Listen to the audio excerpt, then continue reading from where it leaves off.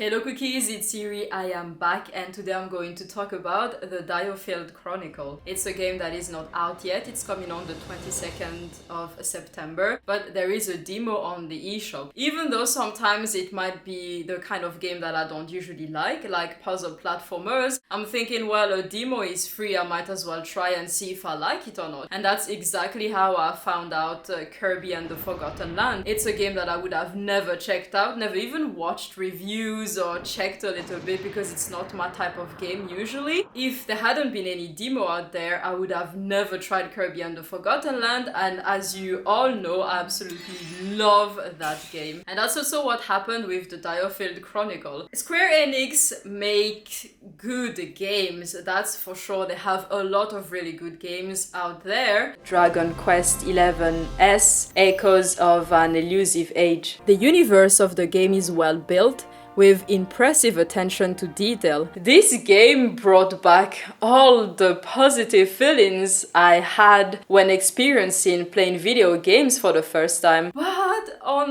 the eShop for the Switch, there are random photos, no trailer, and basically you just don't know what the game is going to be about. Of course you have a description, but it's not helping that much. If I were to just go read the description and look at the photos and think, okay, no trailer, I would never have even googled the game. But there was a demo, thankfully, and I downloaded it, and let me tell you cookies, this game is the most exciting game of 2022 for me. It's a wild card for me, just like Kirby and the Forgotten Land, because it's a fast-paced strategy attack game. It's not turn-based, which is usually what I like. I'm really like this when I'm playing. I'm super focused. I'm really not thinking about anything else, and it's not very chill because you have to think on the fly where you place your troops and the people. And if you, for example, attack from behind, you create a stronger attack. You can activate different special attacks like the Behemoth attack or some other epic attacks. The person, now I can't remember his name, but one of those that you control is an archer,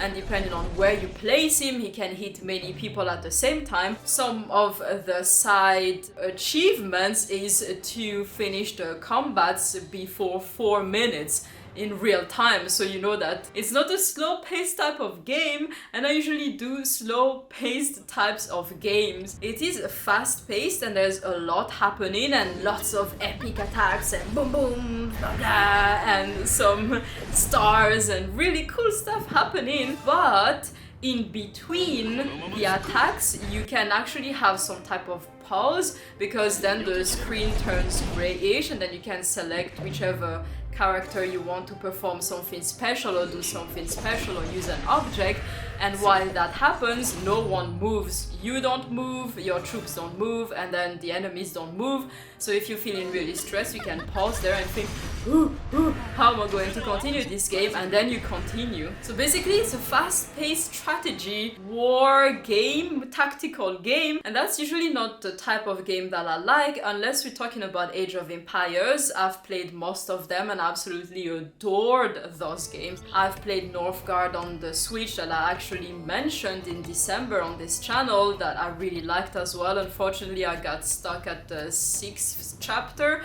and I never made it past that one, so I got tired of the game because at some point once you die more than 20 times you've had enough.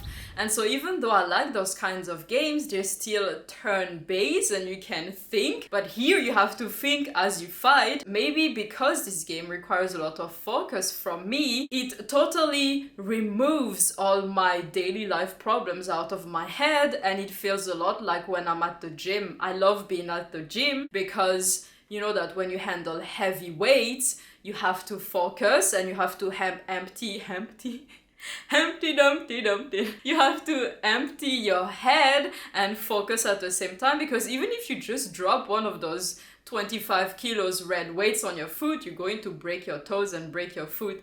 And I've had a broken foot before playing soccer. Yes, I used to be in a girls team playing soccer, absolutely loved it, but I broke my foot playing soccer and it was extremely painful. So you have to focus, and the same thing happens to me with this game. And when I have those sessions of focusing intensely either through meditation or going to the gym or playing the DIOFIELD Chronicle, I always feel really good in my head afterwards, because all this overdrive of, oh, where am I going to find an apartment in Berlin? How am I going to sustain myself and my dog over there? Blah, blah, blah. Is the school going to be okay? Are my classmates going to accept me? Blah, blah, blah. When I focus on something else, I don't have those worries, and my brain calms down for a while and actually feel jollier and happier. And as you can tell from my excited tone, I really love this game. I've played the demo for quite a while now. Everyone else says that the demo lasts 3 hours, but I've been grinding, and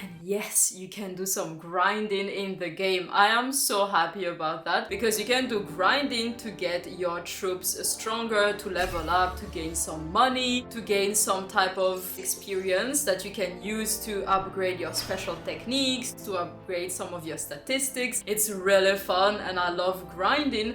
And the thing is that the stories where you grind are stories that you finished before. You know how they go, so you don't have to be like, okay, what am I supposed to do now again? It's the same story, and you grind and you redo them and you try to get better achievements. You try to achieve the stories within the 4 minutes to get maybe like better items and things like that. So it's so nice for those of you that like grinding. There is a website dedicated to the DIOFIELD Chronicle, and there you have the trailer, you have really cool photos, you have a lot of information, and there it looks really epic. So I'm not entirely sure why it doesn't look epic on the eShop, but on the website itself it looks really amazing. Now let's talk about how the game looks like. So first of all, at the beginning the game looked a bit blurry during the moving scenes, and we all know what I feel about blurry games. I'm not going to make a lot of sense, because in Digimon Survive I already mentioned how it was also blurry at the beginning, but I still continued. And in this one the same thing happened. The moving scenes at the beginning were blurry, not the entry scene where they tell you what is happening, because that is like 2D illustrations,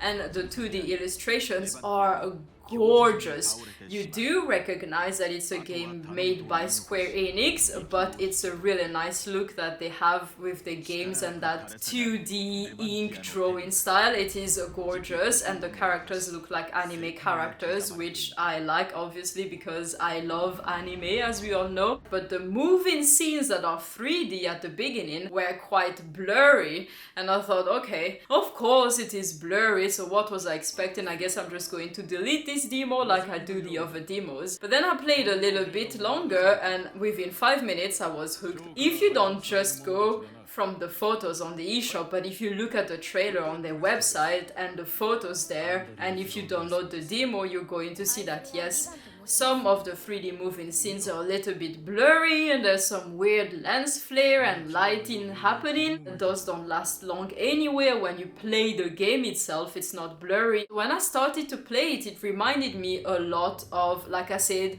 a mix of Age of Empires and Lord of the Rings on the Game Boy Advance. I sucked at that game. I died many times. I never even made it halfway through, but I still loved it. And this game gave me back that epicness of Lord of the Rings and epic music. The music in the game is amazing, and that's one of the reasons I'm so happy that I'm playing it docked, because then I can use the loudspeakers. In terms of gameplay, the game is really easy to understand. Of course, when you do battles, maybe you have to think a little bit more on the fly and quickly, but outside the battles and when you make your decisions, you can see that, okay, I can click on ZL, ZR, I can click on A or B or something on X, and so you always have information on the screen if you feel like you get lost, so you never have to learn anything by heart. Apart from that, the game has everything that I like. You can level up and grind, as I have mentioned, and I will definitely grind a lot before going to new areas and taking on new missions. And you can also upgrade your weapons and get some potions and things like that. So basically like an RPG where you can upgrade everything. The immersion is freaking insane. The game is quite expensive, I have to say. I mean, it's 639 crowns, but I've put on hold most of the other games that I wanted to get because I absolutely want and need to get this one. And that's it for me today, cookies. I can't wait to play the game because the demo is